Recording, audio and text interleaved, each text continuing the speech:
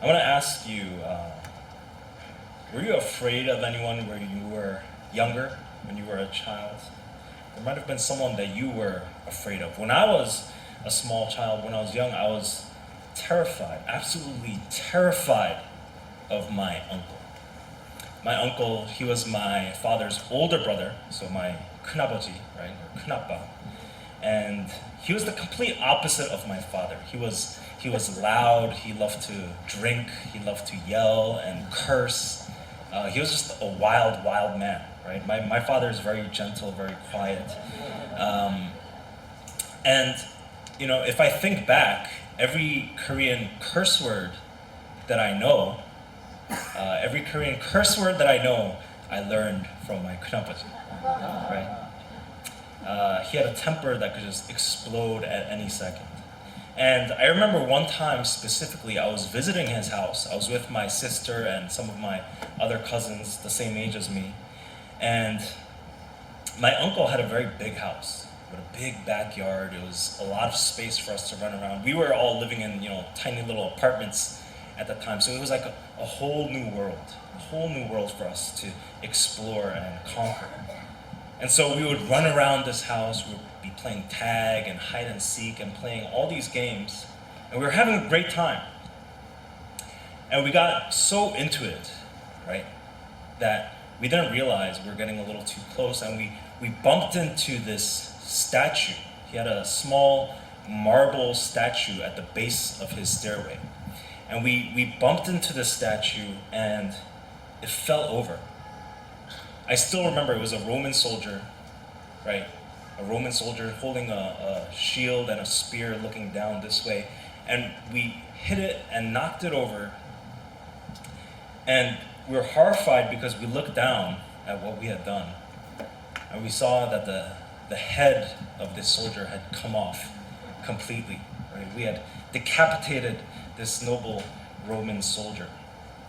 And in that moment, we weren't even sure who did it.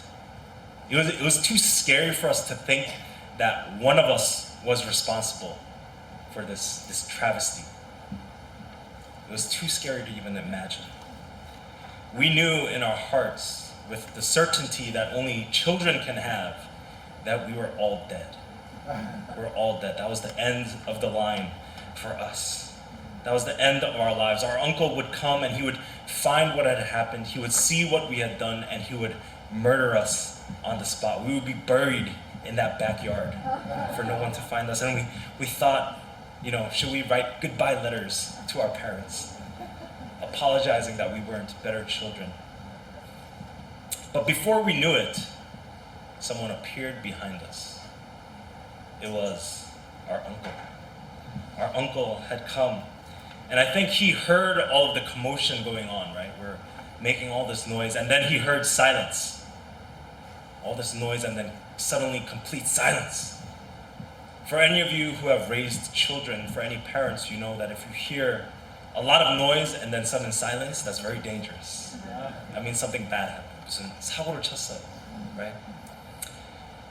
We froze in terror because in that moment of judgment, he looked at us and he looked at the statue beheaded on the ground. And he looked at us. I remember he was looking at us and his gaze was just like piercing into our hearts. He knew what we had done. And he opened his mouth and he said, "It's okay. It's okay. 괜찮아. 이 새끼들 괜찮아." Of course, you have to throw in a little. It was a mild curse, right?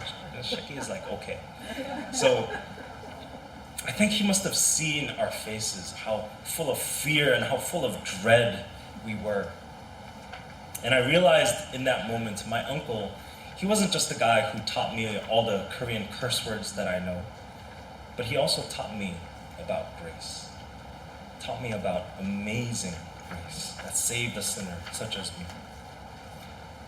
In my youth, I saw him as this terrible, terrifying figure, larger than life. But if I look at my uncle today, I can see much more. I can see the whole person, right? I see someone who was born in North Korea, He was born during one of the worst times in Korean history, where just eating and surviving was an everyday struggle. I see a man who moved his entire family to Brooklyn, speaking not even one word of English. And not the Brooklyn that we think of today as a tourist destination, a hipster's paradise, right, under the Williamsburg Bridge. But it was part of a New York City in the 80s where an average of 5 people were killed every day. And I realized that he was so tough and rough because he needed to be in order to survive. When I see him today, I see, as I said, a much more complete man. I see a man who loves cameras, he loves dogs, he loves books, and most of all, he loves his family. When he saw his little nieces and nephews cowering in fear, he said, "It's okay." He covered us with love and grace. And I wonder to myself today, why was I so afraid of such a man? Why was I so afraid? I was deathly afraid. He was just a man like any other man, like any other woman. Many of us here may have had some kind of fear growing up, right? Maybe it was an irrational fear. And now that we're older, we can look back at that and laugh and think about how foolish we were in our young age to be afraid of such silly things. How stupid I was to be afraid of something like that. It was nothing. And in many ways, we have outgrown these childish fears. We have left them behind to our childhood years. And we think that we are past that now, that we are not afraid of such things anymore. That fear no longer controls us, reigns over us, that part of our lives is over. But we have to ask ourselves, are we really living without fear? Are we truly fearless in this world? Or have we simply traded those childish fears for those of a more adult, subtle nature? Now, instead of being afraid of the dark, we are afraid of financial uncertainty. For those who know what it's like to live paycheck to paycheck, that dread of not having enough money next month creeps up. Nowadays, we might not be afraid of sleeping alone at night, but for unmarried people who are approaching a certain age, that fear of living alone, especially when people keep asking you, when are you getting married? That fear begins to creep up on us. Where once we were afraid of how others might see us, how others might perceive us and think of us, now we are afraid to really show anyone our true selves, our true image. The list can go on and on and on. There's something that we used to be afraid of, but that has been replaced by another fear, a more subtle fear. More than anything else, the answer, I believe, comes back to this. We are afraid of other people. We are afraid of men. We are afraid of women. Not anyone specifically, but we are afraid of the power of people in general, the power that it can have over us.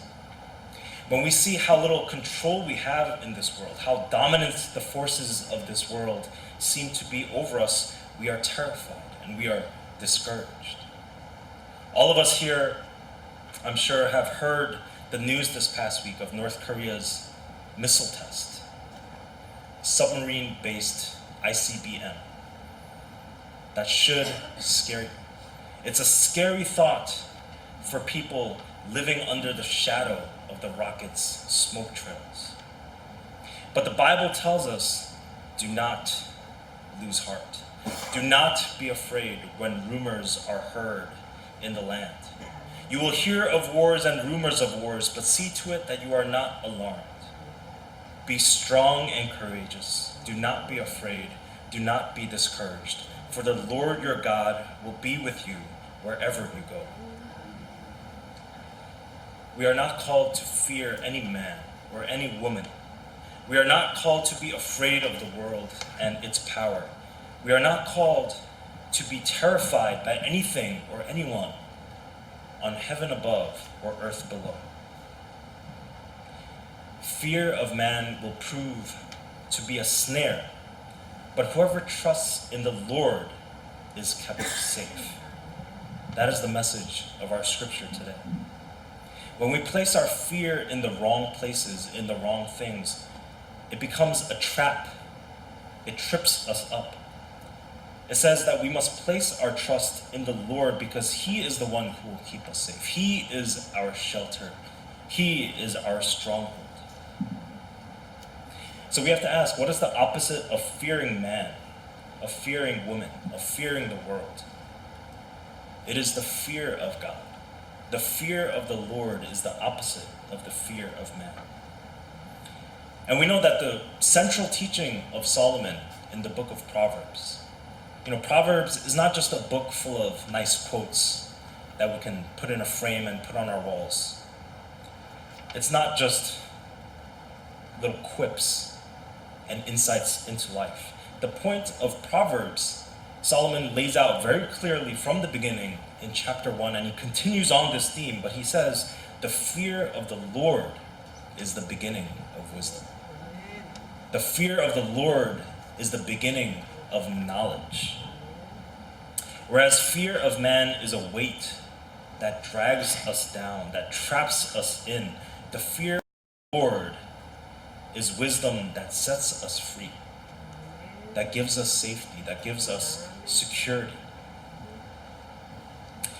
And whenever I think of fearing the Lord, I think of Moses. Moses comes to mind for me because if there was anyone in the Bible that saw the fullness of God, even partially, right? No one saw the fullness of God completely, but Moses saw the fullness of God in part. He approached the mountain of the Lord not once, but several times. But it says that Moses approached with great fear and trembling. With great fear and trembling. And what was God's instruction to the trembling Moses the first time they had this encounter? The first time Moses approached God's holy mountain, what was God's instruction to Moses? He tells Moses, take off your sandals, for the place where you are standing is holy ground. That was God's instruction. Because God did not want Moses to express his fear of the Lord simply with trembling. Just trembling. Like someone who was full of dread and anxiety. That's not what it meant to fear the Lord, to just be afraid. God wanted Moses to express his fear of the Lord by showing respect to God. Not just being afraid, as one is afraid of a lion, but to show respect for God, to show respect for that place and that occasion. It was through reverence for God's holy ground that Moses' fear was manifested. That's how it was played out and put into practice. And we might think, well, that's pretty simple. Take off your sandals. Take off your sandals as you approach. Take off your shoes when you come up on the stage. It's very easy, right? But it's much harder than we think. Our sandals are much harder to take off than we might believe. Just this past week, a fellow pastor treated me to something very special. He took me to a Vietnamese summer roll place, right? Summer roll, Wo Lam Sam, right? And it was something that I ate quite frequently in New York. I ate it a lot in New York. There's a lot of very good Vietnamese restaurants, but I haven't had it ever since I came to Korea. So it was the first time I ever had Wo Lam Sam here. And it was really good. It was very good. But you had to take your shoes off to enter the restaurant. Which is, pretty normal for Korea, right? You have to take your shoes off to get into the restaurant. And we had a great meal, a great conversation. It was all a good time. But afterwards, when we were leaving, I had to put my shoes back on. And I was very, very disappointed. Very disappointed. Because there was no shoehorn. There was no shoe. You can't ask people to take off your shoes if you're not going to provide a shoehorn, right? So I had to force my big feet into my shoes using my finger, and it hurts afterwards.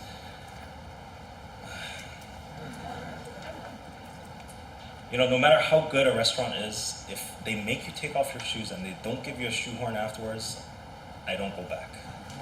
I don't go back. Doesn't matter how good the restaurant is.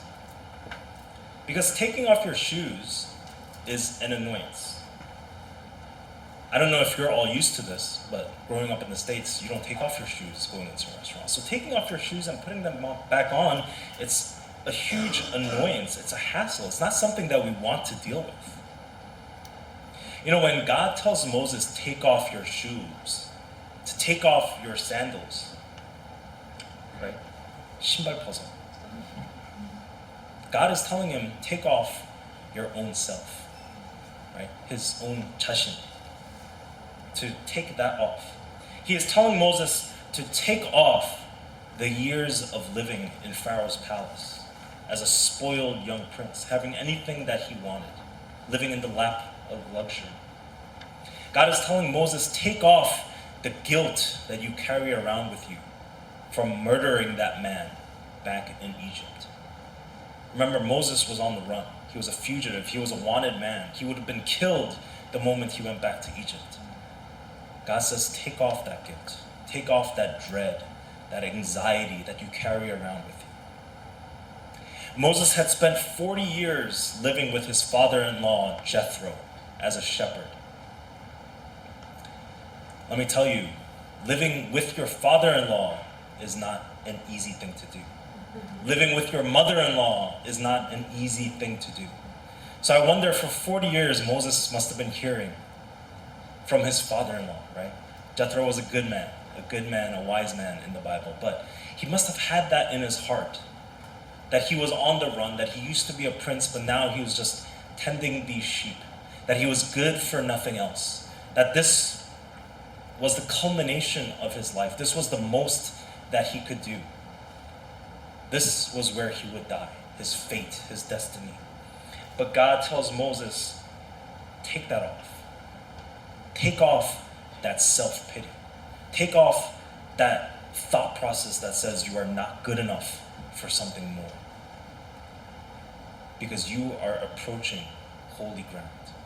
You are approaching a place where your life will be transformed. We have to ask ourselves, is it so easy to take these things off, to throw them aside, cast them off as we approach God's holy ground with fear and trembling? It's not as easy as we might think.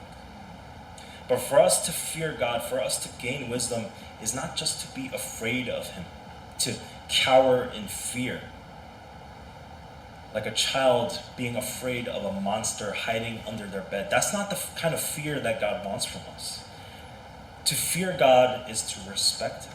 To fear God is to revere Him and to take off our baggage as we approach Him. To throw away the things that God does not want us to carry around. And we have to ask ourselves, okay, now that we've done this, what are the practical ways in which we can fear God? Because fearing God has to be more than just a feeling that we have. I think that it has to be more than just knowledge in our minds or an attitude of our hearts, right? A posture that we have. I mean, those are important things too, because that's the beginning, but that's not the end. We need something more than that. Because faith is deeply personal. I think we can all agree on that. Faith is deeply personal. It's between me and God. But the practice of faith is always deeply communal. It takes place in between our relationships with others, not just with God, not just vertically, but horizontally. Faith leaks out into all of our personal relationships, not just with God, but with people. So we are not called to fear any man, to fear any woman, but we are called to love them. We are called to serve them. And I've been thinking about, what does it mean to be a wise man? What does it mean to be a wise woman of God, who fears God, who does not fear others, who fears God, but loves others around them? What does it mean to be this person in Proverbs 29, this upright and righteous person, someone who detests wickedness, who seeks after justice? And as with many things, I think it's shown to us most clearly by Jesus. Because what Jesus shows us, the model that he shows us, is that we must give without expectation of receiving. We must give without expectation of receiving. We must bless others without trying to calculate what we can get in return, what can be given back to us. You know, for me, one of the best parts of being here at this church, apart from working here in Awake Ministries, is the work that I do with the many groups that God has blessed our church with. There's a lot of outside relationships that our church has that truly is a blessing from God. And it's amazing how many different groups, how many different ministries, churches, schools, parachurch organizations, you name it, are being helped by our church today. Of course, we all know, we should know, I hope you're aware, of the commitment that our church has made to help 1,000 rural churches, small churches, right? We are not just ignoring these small churches and leaving them by the wayside, but we're trying to support them, right? Not just financially, but with other resources as well. But of course, the money helps, right? So we are trying to help these churches. We're trying to do what we can. But even beyond that, there's so much more that this church is doing. And one of the common elements, the common thread or trend through all this, is that nearly all of these groups that we are helping, they have no ability to help us back in any way. They have no ability to help us back, right? If this was some kind of Hollywood movie, we would help someone and then they would help us back. But that's not how it happens. We help them and nothing comes back. Nothing comes back. There is no upside, there is no profit, there is no long-term gain. It's not an investment in helping them, at least in the eyes of this world. In the standards of this world, we are throwing away our money. But we do it because we see something more. We have our eyes fixed towards a greater goal beyond that. When I used to work in banking, we had loan officers that we would work with. So if we had a client that had a need for a loan, we would, introduce them. And these loan officers are funny guys because they're all about calculating. They always want to calculate. They actually hold their calculators with them in their little pocket, right? They want to calculate, is it worth it? Is it worth it to give this person money?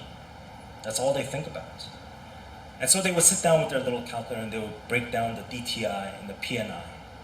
They would see what's the LTV and the FNB, right? And they would go through this, all these numbers.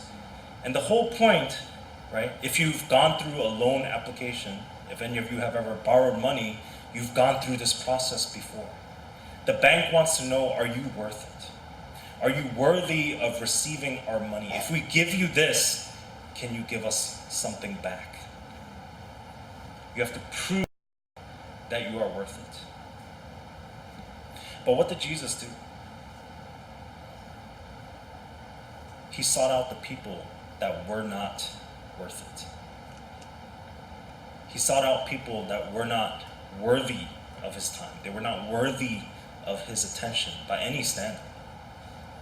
Did he heal the rich and the powerful in exchange for their favor? I think about this sometimes. That's what the disciples wanted, right? They wanted to curry up political favor. They wanted to have Jesus heal maybe the son of a rich man, right? The niece of a prince somewhere. And then they could exchange those for other favors coming the other way. But what did Jesus do when he came to this world? He didn't heal the rich, he didn't heal the powerful in exchange for their favor. He focused on the poor and the broken, people who could never pay him back. They had no connections, they had no wealth that could be used for his benefit.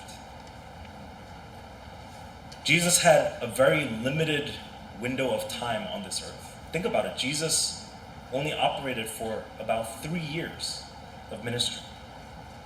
And in that short window of time, he invested into sinners, into the unclean, the unwanted people of society, the people who could not help his ministry. There were no benefit to his ministry. Actually, if you asked anyone, they were a detriment, right? They were a net negative to his ministry. But that's who Jesus focused on. Because Jesus did not calculate what his return would be. He did not calculate if these people could repay him back, if he could gain from what he had given to them. He gave to them without reservation, without calculation. See, if our God was a calculating God, who only gave to those who were worth it, who are worthy, to those who could repay at a future date, then we would have no hope. If he was a God who saw this broken statue on the ground and demanded that full payment must be made, that would have been our death sentence. There was no way that we could repay that back. But instead, he showed us amazing grace, and he said, it's okay. I want to close by looking at the parable of the unmerciful servant that Jesus told in Matthew 18. In the parable of the unmerciful servant, there was a man who owed his king 10,000 talents of gold. And to save up this money, this man would have had to work for decades and decades without spending a single cent. So there was no way that he possibly could have paid this money back. But it says that the king forgave that debt and set this man free. But on his way out, he saw someone that owed him money. 100 silver coins, about 3 months worth of wages. And immediately upon seeing this man, it says that he grabs him and he begins choking him and demanding that his money be paid back. When that money could not be paid, it says the man had this debtor thrown into jail. The servant, his mentality was, if you cannot pay me back, then you are worthless. If you cannot benefit me, then you have no worth in my eyes. And he had him thrown into jail. And when the king heard about all that had happened, he summons the servant back to him and he tells him, I canceled all that debt of yours because you begged me to. Shouldn't you have had mercy on your fellow servant just as I had on you? Because we know Jesus has told us, from everyone who has been given much, much will be demanded. And from the one who has been entrusted with much, much more will be asked. Much given, much required. Much forgiven, much required. So I want to ask you, how much have you been given? How much have you been forgiven? There is much that is asked from you. We who have been freely forgiven must freely forgive. We who have been given to without calculation, without reserve, must give without calculating, without reserving and holding back for ourselves. This is the application of wisdom that comes from fearing the Lord. So to close, I hope and I pray that all of us here today would be wise in the eyes of the Lord. Because the wisdom of this world is foolishness in God's eyes. Let us be wise in the eyes of the Lord. Let us fear no man, let us fear no woman, let us fear none other than God. And in fearing the Lord, I hope that we will not just be scared of Him, this basic fear. Let us not just be scared of God, but let us approach Him with reverence. Let us take off our baggage, the things that hold us down. Let us not fear others, but let us practice love and grace towards them. Let us give without expectation of return. In doing this, I believe that we will trust in the Lord, that we will be kept safe, that we will be this righteous and upright person that Solomon speaks of. Let us pray together.